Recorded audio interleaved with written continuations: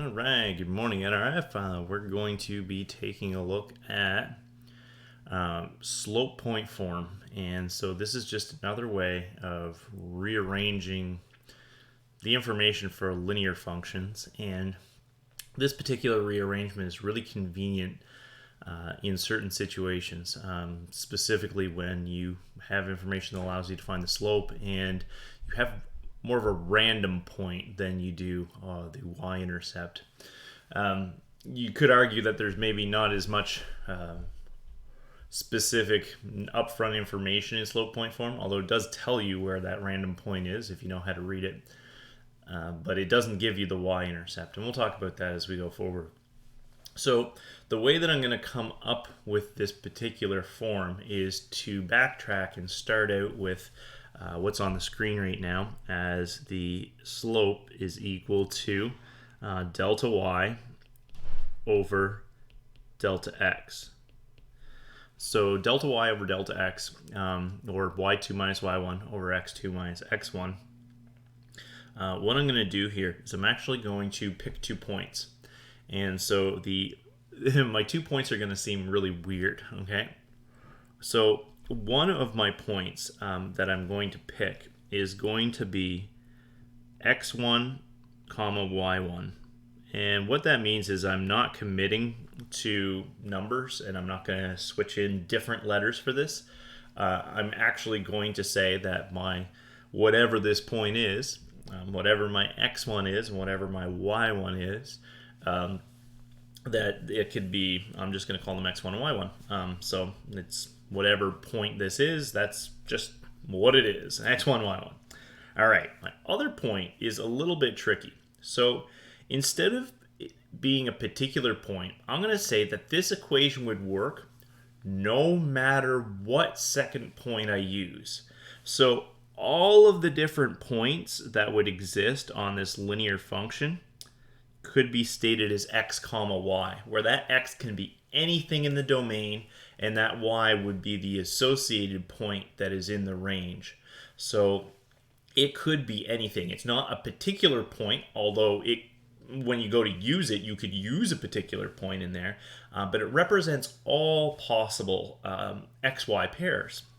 So that would mean that the slope could be made up with, and I'm going to use this is kind of my point 2, so I'm going to put it up into that original equation and say it's y minus y1 over x minus x1.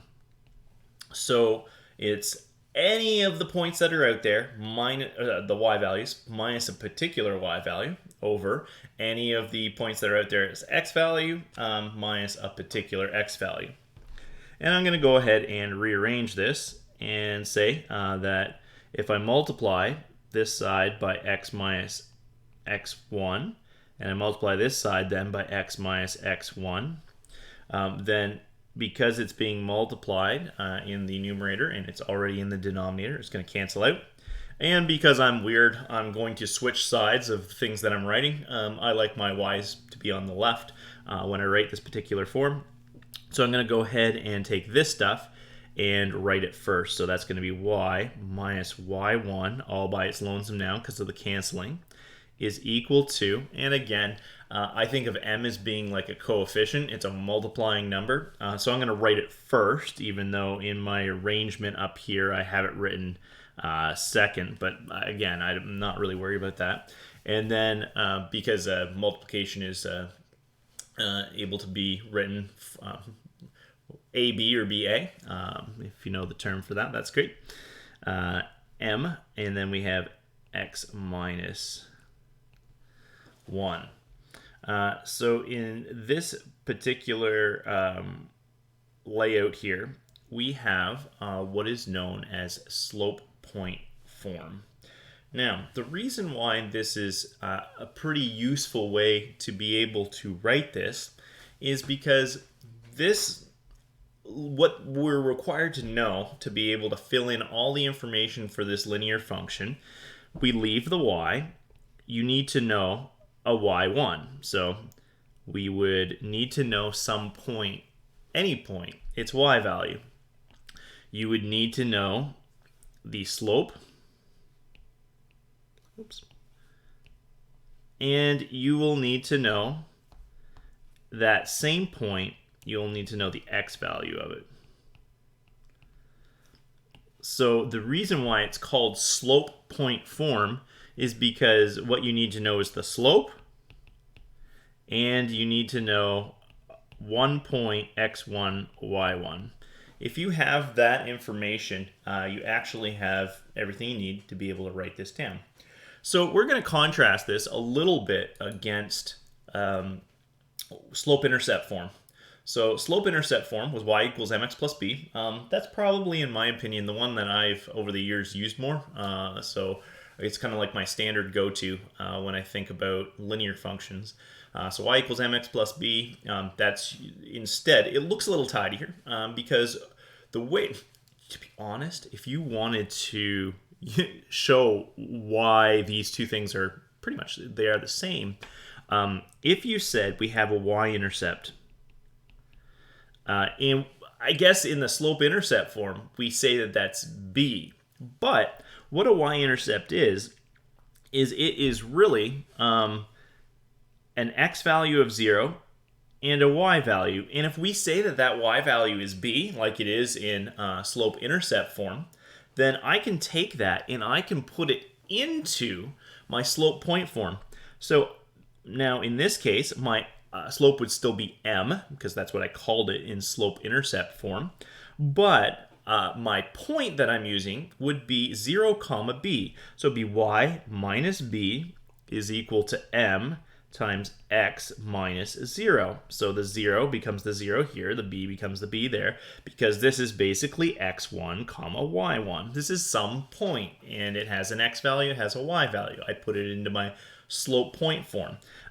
If I do that, then I get y minus b is equal to m times x, because x minus 0 is just x, and then multiply by the m. And then I move it over the other side, and I get mx plus b. So if I use the actual y-intercept in slope point form, it actually gives me the same thing as if I had used slope-intercept form. The reason why it's convenient, though, is if I go down to slope-intercept form and somebody says, okay, you need to make y equals mx plus b. But the information that you have is that you have a slope of 3 and you have a y-intercept of 2. Well, that's great, except for I can't go right to a solution from that because what it is going to make me do is I'm going to have to solve for the b value first by trying to plug in this 0, 2 point, which is the y-intercept, into the x and the y positions in my slope-intercept form. So it would end up being 2 is equal to 3 times 0. I did an oopsie. I'm sorry. The y-intercept is not, I don't want it to be given. I want to actually use a situation where it's not up front. That was what I was doing in my head, and then I wrote down something completely different. So I'm going to write down random point 2, 3. So that's a little bit better. Now, some of you might say, oh, well, I know how to count backwards because if I'm at 2, 3 and the slope is 3, I just go down 3 to 0, go down 3 to -3, and I know that that's going to be the case. If the numbers aren't quite so nice or you don't really know what I was talking about right there, we can still get it by doing a two-step process if we're using slope-intercept form. So we plug in the y value of 3, we plug in the slope of 3, we plug in the x value of 2, and we solve for the b. So we would get 6 right here, and then we're going to subtract 6 on the other side, get our -3. So we get a b of -3, and then we just write that back down. Y is equal to 3x minus 3. And that's not too bad. I mean, it is what it is. In slope point form, all you do is you say y minus y1 is equal to slope times x minus x1, and you're done. So in this form, you just need any point, and you put it into those positions, like if you look just down on the screen. So we have y minus y1, so we have y minus the y1 value of 3. And then we have x minus x1, which our x1 value is 2 on the other side. And then you have the slope of 3 multiplied there out front. So it's more of a convenient, instantaneous way to be able to write down an equation that will work. Now, you might say, well, these two things, like, they're different. They are, but they're the same. So if we took the second one and simplified it, it would be y minus 3 is equal to, and then the 3 would multiply inside to both of the terms in the bracket. So we get 3x minus 6. We add 3 to both sides of our equation, and we would end up with y is equal to 3x minus 3. And that should look really familiar because that's exactly our slope-intercept form. So long story short, it's the same thing, but it can be more convenient in some cases to write things in slope point form than slope-intercept form, and it's good to practice both. If I was being completely honest with you, I probably survived most of high school and university, maybe even all of it, using slope-intercept form and basically just doing 2 steps whenever I came across things like that. I don't know if I clued in or just kind of put it in my back pocket and never remembered about it, the slope point form, how useful it can be in certain situations, just to be able to express it in a little bit of a nicer way without having to go through and actually ever find out what the y-intercept is, because sometimes you don't care. Sometimes you just want to get an equation for the line, and it may be that the form of it is just easier to deal with in slope point than it is to go through the hassle of finding your y-intercept and then doing your equation this way. So let's go ahead and talk about some situations where it may be useful to use slope point form. So the picture that I have up here right now, if you can read the axis, that's great. If you can't, because whatever you're looking at is a little bit smaller. This is the 0, so your x-axis is down here, so we go 1, 2, 3, 4, 5, so that's the number 5 up there. So this has a y-intercept somewhere between 4 and 5. Now, you might say it's like 4 1/3. It looks pretty close. Maybe it's, I don't know, something like that. It's not great to guess. So if I don't know that it's exactly 4 1/3, we could do something to find out whether that's true or not. But if I don't know, I shouldn't just skip right to y equals mx plus b and expect it to be the correct answer without calculating it or without doing it a different way. So if we wanted to do this, my argument is that slope point form is going to be super convenient for this. So first of all, in slope point or slope intercept form, we need to know the slope of the line that we're dealing with. One of the ways of describing slope is rise over run. So in this case, I'm going to just start counting. So this is the rise. So here, my rise is 1, 2. And I also have a run of 1, 2, 3. So my rise over run is 2 up, so plus 2 over my run of 3. So I get a slope of 2/3. So another way to say that is my m value is 2/3. Great. So I've taken this and found my slope, and now if I were to use slope point form, now you don't need to write this down the general way every time you use it. However, I probably will for most of this video, just to get you used to seeing it. So y minus y1 is equal to m times x minus x1. I just take a point. So I could take this point up here, or I could take this point down here. Both of them are marked quite nicely on my screen. I'm going to take this one because I have a weird thing where I'm like, oh, this one has both a positive x and a positive y, and this one is negative x. Not that it really matters. But let's go ahead and take that top one. That point is at 1, 5. So I'll write that off to the side. So that's at 1, 5, which means my y value is 5. My slope is 2/3, and my x value is 1. Bam, done. So that is an equation for my line. Needed to calculate the slope. I would have had to do that with slope-intercept anyway. But instead of finding out what that y-intercept was, which is a little bit more difficult to deal with, although, to be honest, you could say slope of 2/3, it goes up 2/3, it goes up another 2/3, so that's 4/3 more than 3. So you could take 3 plus 4/3, and you could get the exact value there. You can definitely do stuff like that, and that's okay. But we can also take that slope, which was rise of 2, run of 3, and then just take one of these points and write it down. So that became the 5 that was here and the 1 that was here, and we're done.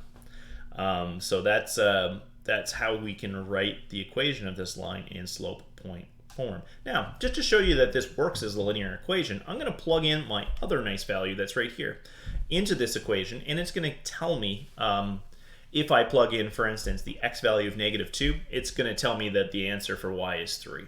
So x value of -2, that would be y minus 5 is equal to 2/3 x value of -2 minus 1. So we would have y minus 5 is equal to 2/3 times -3. The -3 and the 3 here cancel, except for it leaves me with a -1.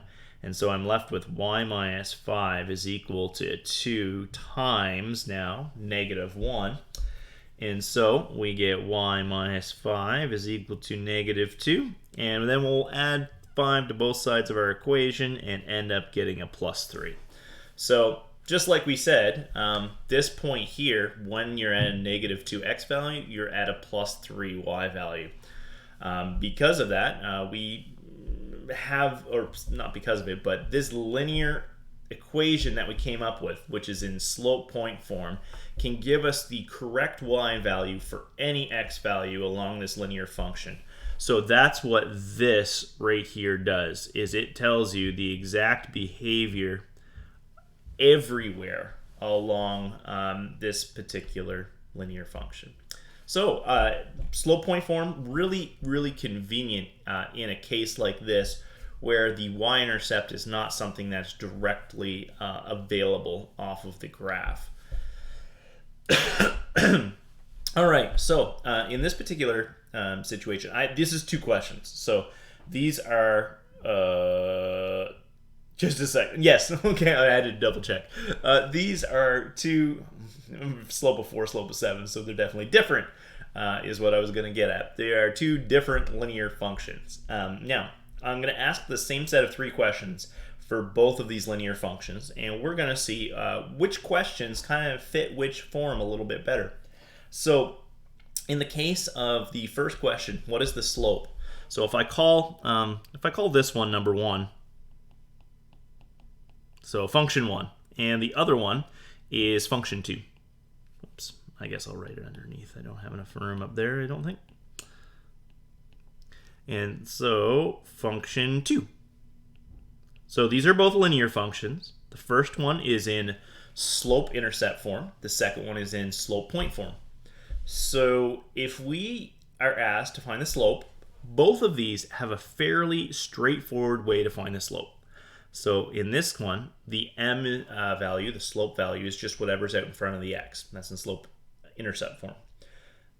In this case, it's out in front of the bracket that includes the x. And the bracket, most likely, will include x plus or minus some number, unless you were to use a y-intercept. And if you're using a y-intercept, it basically looks like slope-intercept form anyway.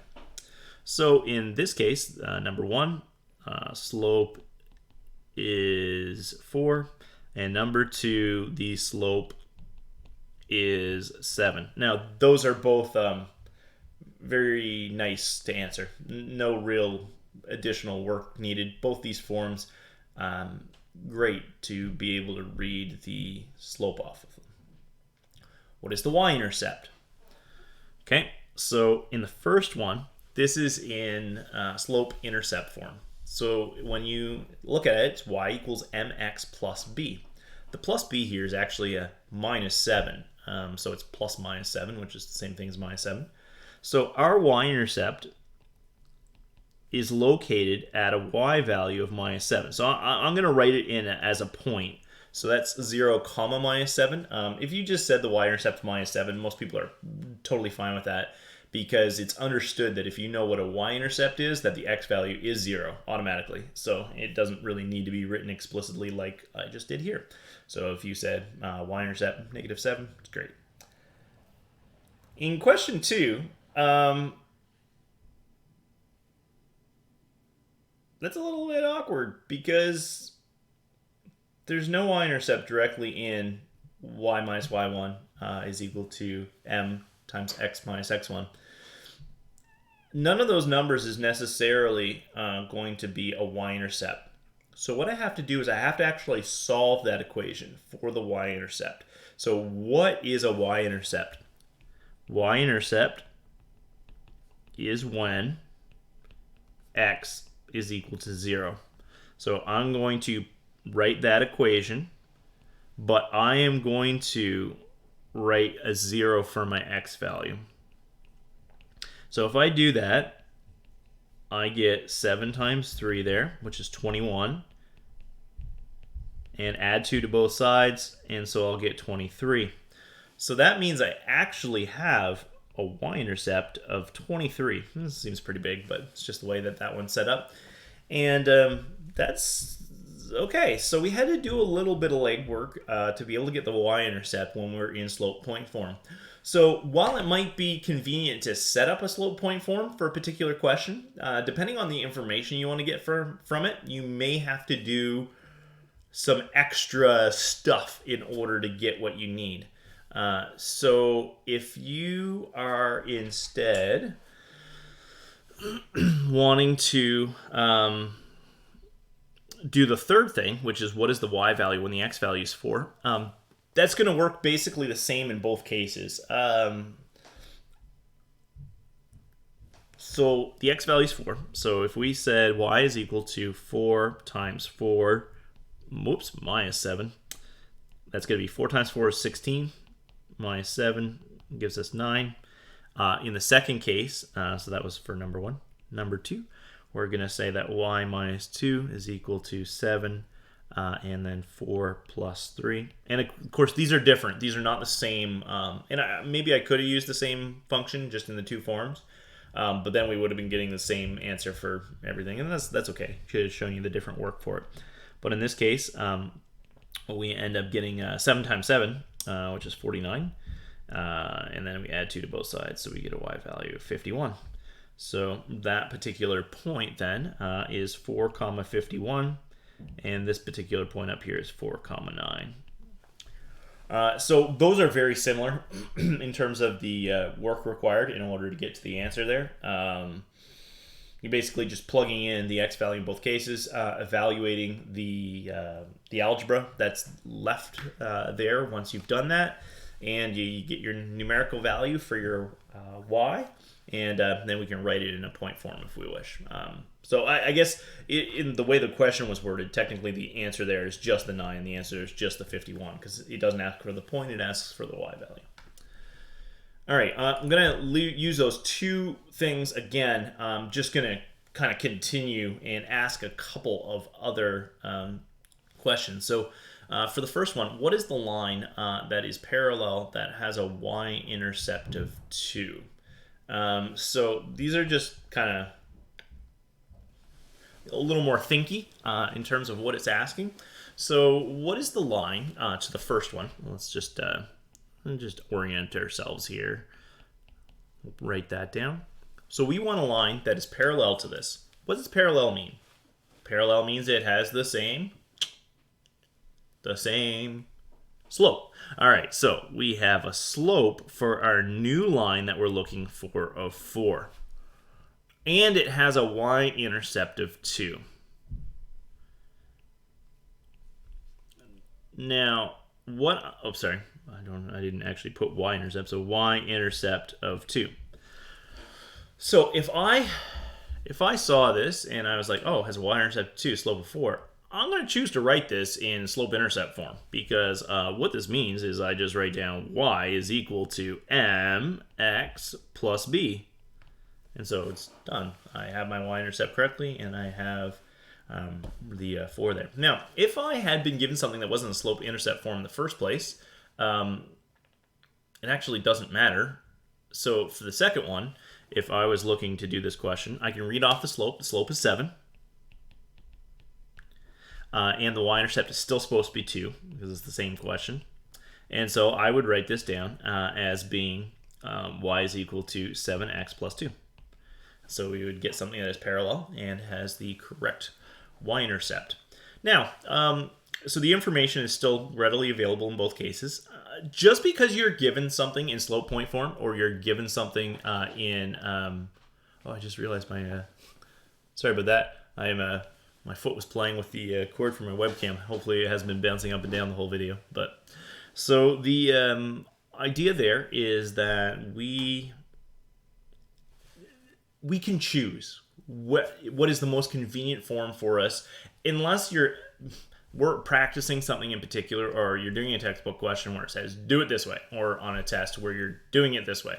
Most of the time, especially once you go forward in math, like if you're in your grade 11 courses, you are going to have the freedom to use what you want to use. But if you have both of these in your disposal, I guess you could say, you're going to have a more flowing work. Your work is going to flow better, I guess is what I want to say. You're going to be able to use the convenient representation when you want to, and that will make a difference in terms of both your understanding, because you'll be a little more flexible in how you approach things, but two, just in being able to set things up quickly and efficiently. So here we go. What is the line that is perpendicular that has the same y-intercept? So perpendicular, this is very, very similar to the last question. The only difference is perpendicular, the relationship, so this is kind of like a review, between perpendicular and parallel, is parallel is the exact same slope. Perpendicular is the negative reciprocal. So if we have a slope of 4 for the original line, then we get a slope of negative, so negative, and then reciprocal, 4 over 1 becomes 1 over 4. And then we still have that y-intercept of 2. So again, I'm going to choose to write that in slope-intercept form, because I have the slope. I know what and I'm going to just rewrite that so it's very clearly multiplied there. And then I have the intercept. So I'm just going to write it like that. The other one is basically the exact same. So we've already found that the slope there for the original was 7. So that means that the slope for the negative reciprocal will be negative 1/7. Y-intercept is still supposed to be that same value of 2. So we, again, I'll choose to write it using that exact same form. Even though it is currently written in slope point, I read off my slope from that without having to change it, and I can write down the equation of this new line in slope-intercept form, and there's nothing wrong with that. All right, so that's good. So I'll put these textbook questions up on Teams, and hopefully you'll be able to put some time into it. If you have any questions, let me know. Take care, folks.